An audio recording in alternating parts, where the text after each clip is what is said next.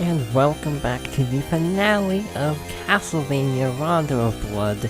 So last time we ended up getting through all the remaining alternate stages, and this time all that's left is to beat the game with Richter. Last time we did the final boss with Maria, which was a bit of a cakewalk, so we're going to be doing it again with Richter to get what is the canon ending based on Symphony of the Night. So the fight is actually identical. It's just really hard now because we don't have as many moves at our disposal. What you want to do is try to hit the fireballs on the way down. So like, hit his head and then kind of hit the fireballs on the way down as you're falling. That's at least the method I have. Other than that, it's basically the same, so let's talk about a different topic. Me dying.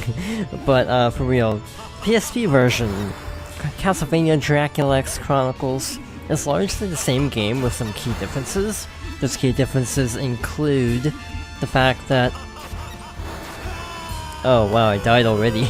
Those differences include the fact that some things are slightly different in level design. That's kind of minor. You probably won't notice too much of it. At least I don't notice too much of it because I'm not like super well versed on this game, or PSP version. The main difference is they add 2 more obstacles.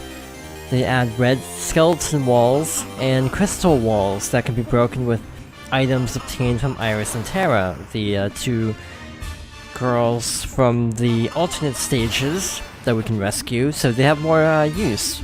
In addition, saving a net is a little bit more complicated in the PSP version because you actually need to save the other 2 first, and get a special item that allows you to get to 2 special switches, because the actual door, the actual locked door, is a trap, so you need to actually activate 2 switches, one in the previous level, and, well, room I mean, and one in that same room, just a little bit higher up, in order to actually activate the actual path to where Net is. So the PSP version does add more use to those characters. They actually add a lot more dialogue as well, so that's nice. So, like that, but, better. There we go, that was a good hit. In addition, if you don't save a net, you actually get a special boss battle, which is different. You get a special encounter where she's been turned into a vampire by Dracula. She is either the boss of stage 7, if you don't save her, or if you do save her, she is the boss of the lower route of stage 5 alternate. So, I said lower, you notice how there are 2 routes, like I pointed out. In the PSP version, they have different bosses. For example, if you take apparently the upper route, if I'm not mistaken, of that stage, you actually get to fight a giant Hydra, and it's apparently really difficult. I have never done it, because I've actually never done the alternate stages in that game. So, with that all being said, the other difference is there are more breakable walls and hidden collectibles. A lot of them are behind the red skeleton walls and crystal walls that unlock alternate music for levels, because you can actually change out the soundtrack. And you can also unlock bonus games, including the original Rondo, and something called Akumajo Dracula Peke, which is basically a bonus game that would be accessible only if the TurboGrafx-CD was out of date in terms of software. It's just a little bonus. So those are all included, as is a version of Symphony of the Night. That's actually different from any other version in some ways. It has some similarities, but a lot of differences as well. And wow, we're not doing well against Dracula. Somehow I'm not surprised. Also, in the PSP version, there are better cutscenes, obviously, better being a relative term, because, 3D graphics aren't everyone's cup of tea. So with that all being said, I think that's actually all the info about the PSP version, so I'm gonna fight the boss. I'll meet you back at phase 2, since we've gone down to minimal health. So we are now back at the end of the fight, and so far so good. We haven't actually taken damage. That is a good start. Should be last hit. And now on to phase 2, so this is actually the easier phase if you ask me. So, just got in for the head. By the way, something I never showed off, if you push the triangle button on PSP and I think the select button on the TurboGrafx, you do this special thing, which is called an item crash. It's a super powerful attack. I'm also doing very badly. I don't think I've actually shown off a single item crash all game, so that was my bad. So this is actually really scary with Richter. It's not bad with Maria, but with Richter it's actually pretty bad. That shockwave attack, you just duck. That's not the difficult part. Problem is his jumping. But we're done.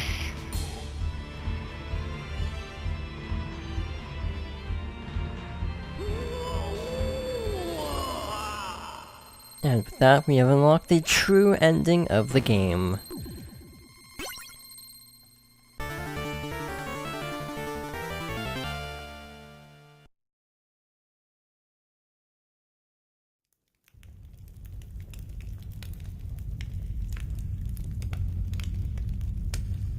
Once again, the blood of Belmont has defeated me.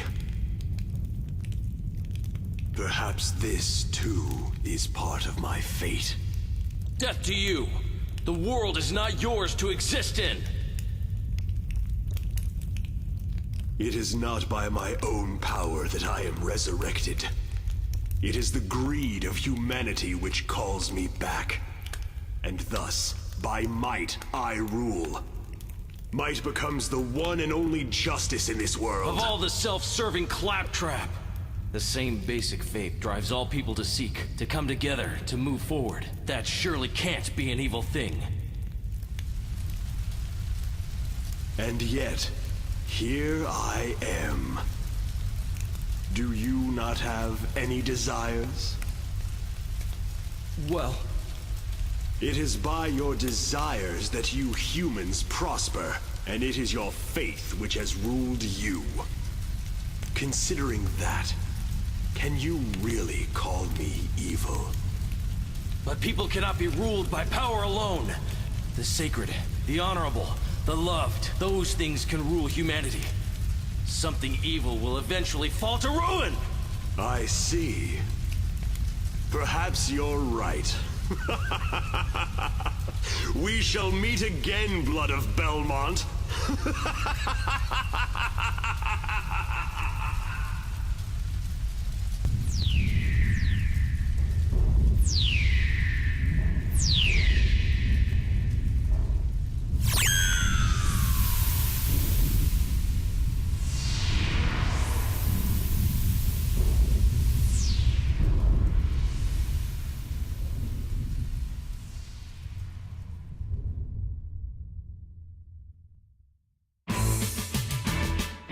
And with that, we have now finished the game. So you might be wondering, what is the true ending of the game?